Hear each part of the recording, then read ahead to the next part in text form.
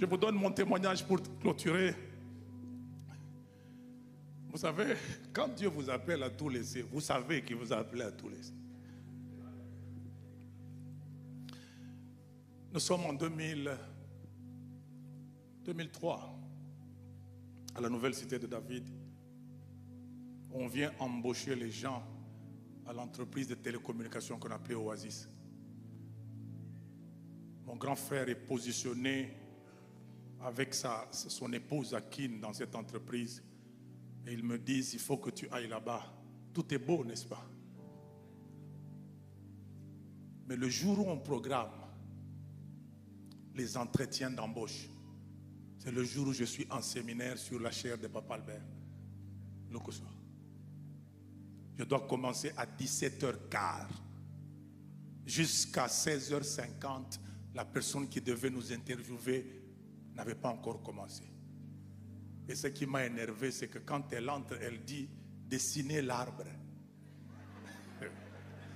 Je regarde, je dis « Mais on m'attend de l'autre côté » et elle me demande de dessiner un arbre. Après, elle pose la question, si on t'éclabousse sur la route, qu'est-ce que tu fais? À un moment, le téléphone sonne. C'est Papa Albert qui m'appelle, qui dit, mais où est-ce que tu es? Là, j'ai senti mon cœur commencer à battre à la chamade. Je dis, ça, ce n'est pas mon lot. Mais après tout, j'avais quand même réussi, on m'a pris. Mais je ne suis pas entré directement dans l'entreprise. On m'a amené chez un super dealer de l'entreprise qui était ami à mon grand frère. Ça a quand même commencé. Bon, j'avais le petit salaire que j'avais. Hein. J'étais fiancé à l'époque. Il fallait quand même rassurer que nous allons nous marier. C'était pas facile, hein? Je vous donne ce témoignage. Et puis, deuxième opportunité, il fallait qu'on réengage. Quand Oasis change de nom, ça devient Tigo. On devait réengager et on m'appelle à Kin pour dire viens d'abord ici. On va s'occuper de toi à partir d'ici. Je vais à Kinshasa. Et on me rassure qu'il n'y a aucun problème pour toi. Tu peux rentrer. Tu es dans la chose. Je dis waouh, c'est bon. Celui qui devait nous embaucher arrive à Lubumbashi. On lui dit qu'il doit m'appeler, n'est-ce pas? Et on me dit, ne t'inquiète pas, il va t'appeler. Il ne m'a jamais appelé. Je n'ai jamais eu ce boulot-là. Vous voyez un peu, avec toutes ces assurances que j'avais, quand j'appelle mon grand frère pour lui dire, mais il ne m'a pas appelé, il dit quoi? Il t'a pas appelé, il ne m'a pas appelé. Et puis on a clôturé les embauches. Il m'a dit, qu'est-ce qu'on fait? Je dis, non, laisse tomber. J'ai compris moi-même que je ne suis pas appelé à entrer dans le séculier. Je dois me consacrer. Et je me suis donné sans être pasteur. Moi, je ne suis pas pasteur titulaire. Hein. Ça choque beaucoup, n'est-ce pas? Je ne suis pas titulaire. Moi, je suis pasteur assistant de mon pasteur. Je ne suis même pas pasteur associé selon la définition du pasteur. Il me dit non. Moi, j'assiste mon pasteur. Il a autorité sur ma personne. Pour que je vienne ici, je demande. Je n'informe pas. Je demande. Maintenant, excusez-moi, vous là qui n'êtes pas comme moi, vous les jeunes gens, vous n'êtes pas comme moi. Pourquoi vous vous agitez?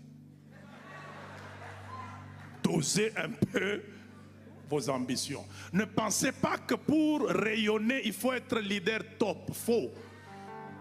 Consacre-toi, tu peux être rayonnant en dessous d'eux. Il y a des gens qui ne sont pas des leaders top, qui ne sont pas apôtres, des gens comme des Philippe.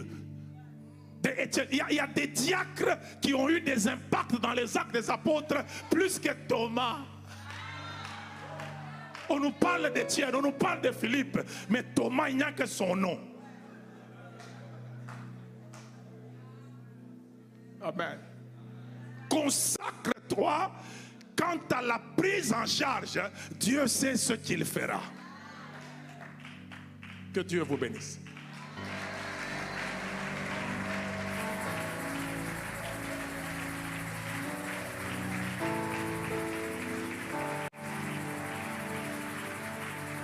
Écoutez, lorsque on ne comprend pas encore bien l'appel, on a l'impression que la joie de vivre se trouve dans le fait de satisfaire les besoins. Faux.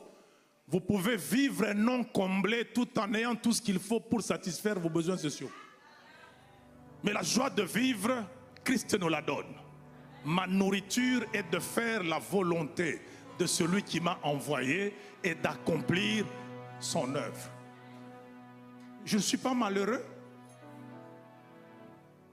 Vous le voyez, non?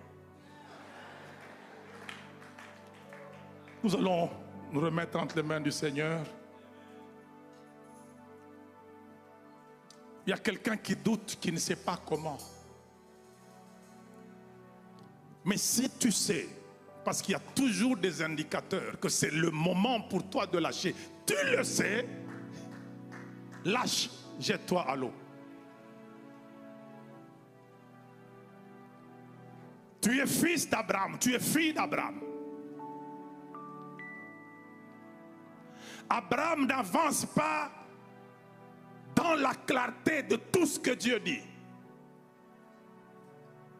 Hébreu nous dit qu'il partait dans un endroit inconnu, mais il partait au moins. Je peux ne pas ignorer l'endroit, mais je connais celui qui me parle de l'endroit. Nos assurances, ce ne sont pas les lieux et les avoirs, mais nos assurances, c'est la personne qui nous envoie. Il a dit, je ne te délaisserai pas, je ne t'abandonnerai pas, jusqu'à ce que j'aie accompli tout ce que je te dis. Donne-toi à Dieu, dans le nom de Jésus, prie.